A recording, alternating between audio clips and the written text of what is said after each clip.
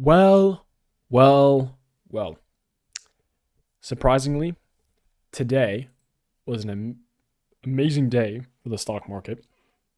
The S&P 500 hit its first 5,200 mark today, and we lost money. And you wonder why, and you wonder how.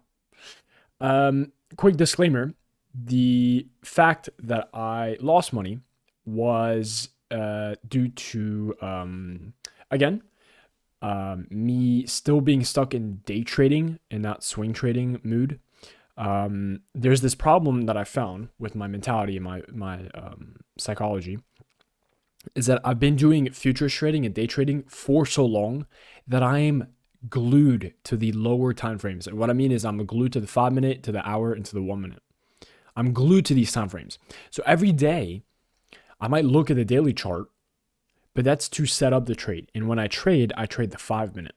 And recently I saw someone post on Twitter that said, if you're swing trading and you're looking at the 5 minute, you're going to kill your mentality and you're going to kill your mentality, because you might see one little down green or one little down red candle, and it might ruin your whole day because you're like, holy fuck, it's going to go down. My option contract lost money. It's fucked. But in reality, when you're trading breakouts and swing trading, you have to look at the daily chart. Okay, the 5 minute chart is only used when you're taking entry. After you're in the entry, where do you go? The daily. You mark your low day. If it hits low day, you get out of your position and you wait for another one. The problem with me though, today on Carvana, reason for Carvana, by the way, was it had set up, it had broke out once and then we got stopped out. So there was for re-entry, and then it had tightened up again on the 9 EMA, and then it was up pre-market quite a while, actually, quite a lot. Pretty good pre-market move. And then just this morning, just absolutely pumped up. So absolutely pumped up here. Now, I did not take this the moment it opened. So I would have liked to take it maybe on this candle, but I actually took it like way up here on this red candle. And the thing with that is that I was in school. I wasn't paying it to Carvana. I was actually watching Netflix and CRH and eBay and everything else but Carvana. So I was not ready for this. So unfortunately, I waited a little bit and I got in super duper late. Morgan Trades actually posted this as a swing trade, so I knew this was going to be good. I entered, and his options, he told everyone to invest in the 28 Mars calls for the strike price of $100. Okay, so write it down here. I'm pretty sure he bought his contracts at around, if I can remember well, 20 something. I can check the post right now, but from what I remember, it was 20 something. It was 41. Okay, so 41. That's when he got filled, 41 at 100. Okay, it's now at 1.5, and he had 14 positions, so $500. So yeah, he basically made 100%, if not more, today, which is crazy. Now, personally, I know that Morgan can trade really well. But I traded the 98 contract because I was like, if it's going to hit 100 and he thinks it's going to hit 100, that means I can buy an option contract that's actually almost closer to in the money. Because if he thinks that 100 is getting hit, then 198 it's going to be, or 98 it's going to be it's going to get hit and then go way more. So my option contract is actually going to be way more. Funny story. You know where I bought this contract? I bought it at $80. This was $80 to buy, and it's at 1.2. So I would have made like $54 just alone today. Okay, just today. The reason why I lost $20 today though was because of this move right here. This is the move that I saw. Now, you could probably tell if you buy your option contract, and this, I'll show you exactly where I bought it, like right here. Actually, it was probably like up here, actually. Okay, so that line right there, and this is why day trading sucks, because look at your mentality now. My mentality was I bought it up here. To make money, I need the stock to be above this line at all times. So what happens when it comes crashing down, I'm pretty sure we were down like when I was up here. So let's just put it like this, okay? It came crashing down. And I'm looking at the 5 minute, I'm looking at the 1 minute. I'm like, holy fuck, how is this going down already? How is this going down? It went up. Cool. Up 6% on the day. Awesome. Then it catches the EMAs. This is where it gets scary for everyone, because this is either where it can slip or regain everything and come back. This is where it goes sideways again. Like a day trader, what do? I look at the 5 minute, I look at the 1 minute, and I start analyzing. I was like, holy fuck, this is going down. And it does come down. And the reason for that is because there was FOMC and Jerome Powell was talking about the inflation rates and cuts and whatever at 2 and 2:30. Info came out at 2, but he spoke at 2:30. So that was expected news. And so as you can see, traders were expecting the news and probably going lower to buy, lower and to sell higher, 100%. The problem though is my option contract was getting absolutely butt fucked. Okay, even though it was deep into drawdown, and the reason why I got so scared was it broke the 50 EMA on the 5 minute chart. Now on the 1 hour, it looked perfect. It didn't look perfect. Well, yes, it looked perfect to go down, if that makes sense. It went up, doji. Okay, I said, okay, I'm out of here. See this candle? Holy fuck. What the hell? I'm like, this is going down. What the fuck? That candle scared me even more. It just kept going down. I'm like, this is easily the best like short opportunity. Like it just lost all its volume. This is 100% going down. The reason it went up was because of FOMC, right? So if there wasn't an FOMC, what would have happened? Now Morgan did say that there was FOMC and you should be careful, and this was a highly risk trade, and then the stop loss was like right here. Super tight stop loss. He was ready to get out of it. But as you can see, being a day trader, I sold right before launch. I remember this exactly, like 12. It was like right around here, probably 12:25. I sold right around these candles. I remember this exactly. And I was like, holy fuck. Yeah. I mean, those few candles are $20. Those 3 little candles cost me $20. So imagine this whole thing. So I sold early off this whole loss. The reason why I sold is because I bought my contract up here. Now imagine if I had my contract like bought down here. So first of all, I wouldn't be in drawdown. I would still be in profit. And now I'd be in even more profit. So that's what Morgan did. Now, unfortunately, he called it out really late on his Twitter, right? Because it goes from his voice call to his Discord and then his Twitter, very, very last thing. So if you're following his Twitter, it's kind of fucked because you get fucked in the contracts. So if you're not looking at this live and you're not in this live without his call options, you're basically going to get fucked 100% of the time, unless you catch a move and you still hold it even in drawdown and you somehow get lucky. But again, imagine this was FOMC and this was down and it went even more down. I did not want to take those risks. It was already so close to low a day that I did not want it to hit low a day. I know how powerful FOMC speeches and statements are, and I know damn well that one candle can have a lot of impact on your options. And I did not want to risk my account being blown that day, right? Just come back from spring. So I said, you know what? Let me cut my losses now.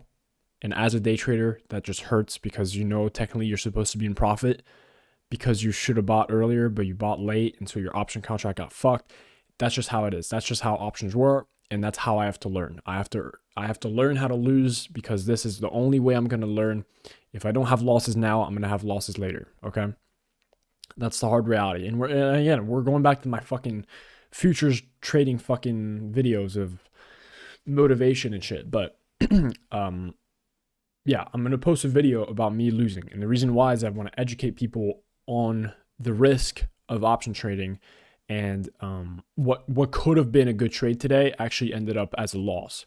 But in my mind, this is actually a win, okay? And the reason for that is because it actually worked out, okay?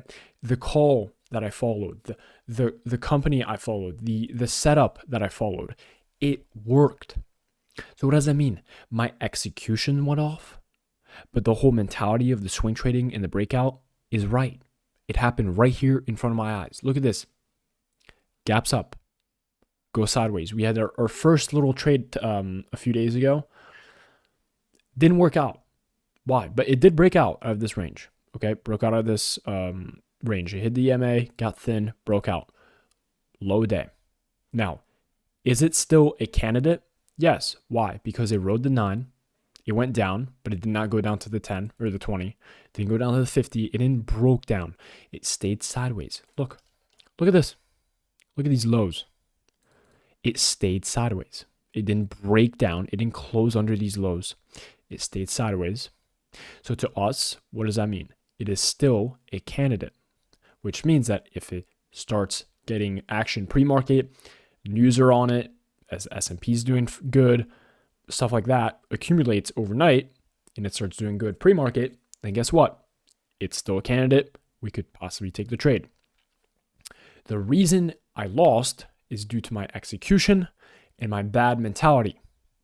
But I'm happy inside because I know that what I'm doing and what I'm trading works. This stuff works. I just saw it today.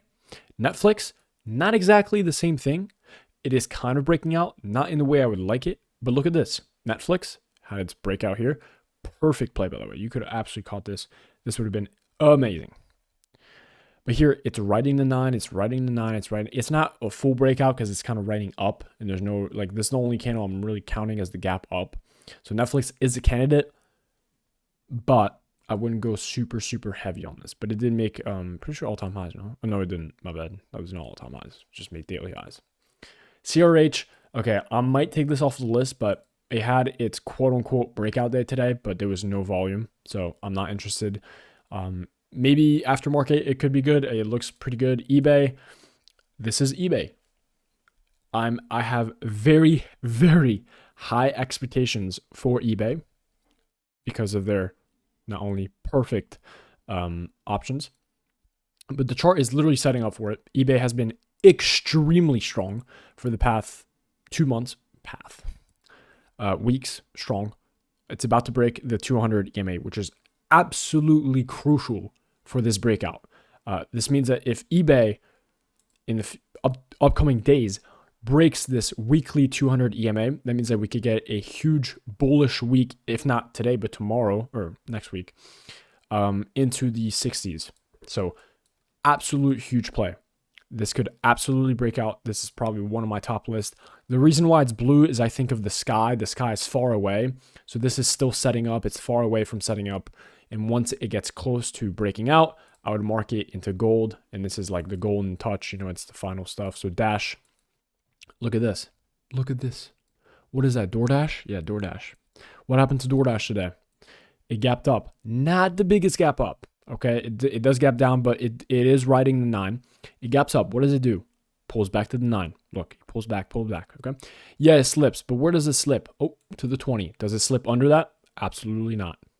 We talked about this in my last video. If you're still here and if you guys were there, we talked about these. The wicks came down, but the body closed. The wick just tapped it. Guess what? I told you guys yesterday, this would either go higher or it would go like just a little sideways. What happened? It went super, super, super high. So was today a breakout day on DoorDash? Technically, this wouldn't count because the only breakout you get is at that line, right? And unfortunately, in the 5-minute, where's that line? It's right there. Oh, look at this test. See these highs? It actually gets tested right there. Look at that. Isn't that crazy? Those daily highs up here that I marked in the line, look, it's angled. It's angled. And it's somehow hitting that perfectly. That's crazy. But what would you like to do is you would like to enter when it's above this line. So technically you'd only enter the option contract when it breaks this line up here. So on this candle. So technically this move, it is profitable, but you're entering so late, and you definitely could, but you would rather get in here. So the best way I would do it is there are some setups that are set up like this. Okay. Like that. And so the best way to do it would be when pre-market, it breaks this line, right? So if pre-market breaks this line, but unfortunately here, it didn't. The best would be something like this, where this is actually like up and this is down a lot like this. Okay. And that means that when pre-market hits like this, you can target the highs up here on the wedge, just like AMD did. AMD or ARM. I can show you ARM. Currently, I think it's still setting up, but ARM is the exact same thing, right? So it's a wedging down. And so if this breaks out, we target those highs, all these little highs, right? Perfect setup. Not saying that this is the perfect setup, but this is what you're looking for, if that makes sense. So that's DoorDash. But here, knowing that it's just absolutely straight, you're waiting until the price breaks above that point. The only thing is it broke during the day and not during pre-market, right? Because if price goes above the breakout line or whatever you want to call it, the price, then it shows that buyers are already interested in buying this particular stock during pre-market.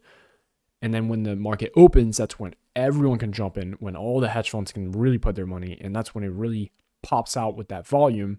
Now, as you can see, we didn't get the volume we would like, but you can see the candle was pretty high, so we just have to wait tomorrow. And if you still want, if DoorDash doesn't go up like 50% after market or pre-market, that's fine. If it goes up like 2%, I'll still get in, right? Because it's still technically a breakout. But on these, you'd be a little more careful because, again, it's still riding. It's not the gap that happened is only like a few percent, right? It's not a huge gap. It did go sideways for a while. So this could be a breakout or this could be a fake breakout. Who knows, right? The S&P did hit all-time high. So maybe this is another that. And there was also FOMC. So that, again, could be a fake kind of thing. Like, okay, it is a breakout, but it's because of all the other news that's happening around it. SPY, though, look at this. Sorry. SPY, okay, gap up here, but SPY has just been riding the EMA for a good week, lots of week. I personally don't trade SPY because the options are way too expensive and way too volatile for swing trading, in my opinion.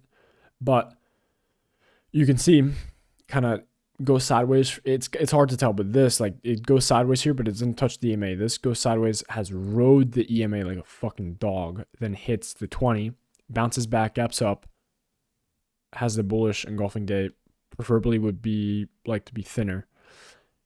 And then today we break out, right? But today, when did we break that line? We didn't break it pre-market, I can tell you that.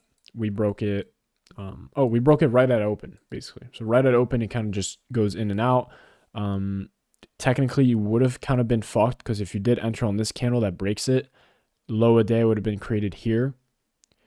And the problem with that is, no, low a day would have been that. Damn, so you would have been fucked, actually. It would have created low a day. No, 5 minutes after. No, you'd enter on this one, and low a day is here. Yeah, you'd get fucked anyways by a tick. That's crazy. You'd actually get stopped out if you would enter on this candle right here, and you'd actually get stopped out right on this tick before, and this is the FOMC, and this is how we got the expulsion off. Now, the whole reason, and look at the SPY, this blue line is actually this red line, the line that we drew that we wanted to break. Now, look what it's interesting, and this is what I was talking about, the news inflating. This red line is if we break that, we want to buy. Guess what? We were consolidating around this line the entire day until, guess what happened? FOMC. Then FOMC and then SPX hit all-time highs. So that creates a little bit of momentum of buyers stepping in. And technically, this whole breakout was only done because of FOMC, not because of buyers actually buying. That makes sense?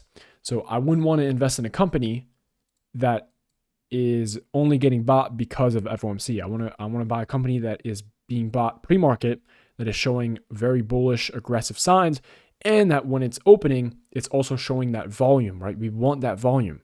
Currently, that volume was not there on that candle. Or yes, kind of, but it mostly showed up on this one.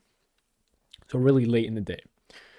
You can see Carvana. If we go to Carvana here, the volume was there right off the bat. It was there. Even though it's down here, right, because there's a lot of people selling here, it ultimately went up, right? There's a lot of volume, lots of volume right away, right? This was clearly the breakout that we wanted. Walt Disney, pretty sure I'm still in these calls if I'm not wrong. Hold on, let me, yeah, because I held these, dog, I wish I stayed on these. Yeah, we're up 71% on these calls. I bought them 2 days ago on this day right here. I just saw it coming. I could feel the saw it kind of going sideways. I was like, fuck it, I'll just throw in that. Damn, okay, yeah. We're up 71%. That's not bad. Really like that. So yeah, that's the current thing. Again, looking at all these, tomorrow is probably going to be a really good day too. Lift, oh yeah, lift, absolutely. Lift took a lift. Lift took a very big lift. I'm probably taking this off because the contracts on this is actually not the best. I personally don't want to trade this because it's only like a few dollars off. Like it's not gonna hit like 25 like today. Again, very strong because of FOMC, right? But you can kind of see it gapped up a little bit, not super much, but went sideways, rode the EMAs, kind of, I don't know, very stackety. I don't prefer this. I don't like this. So I'm gonna go ahead and okay, what is it? Because he just posted something, IWM. So this is what Morgan just posted, and it looks like he wants to scalp these. I'm not too sure why.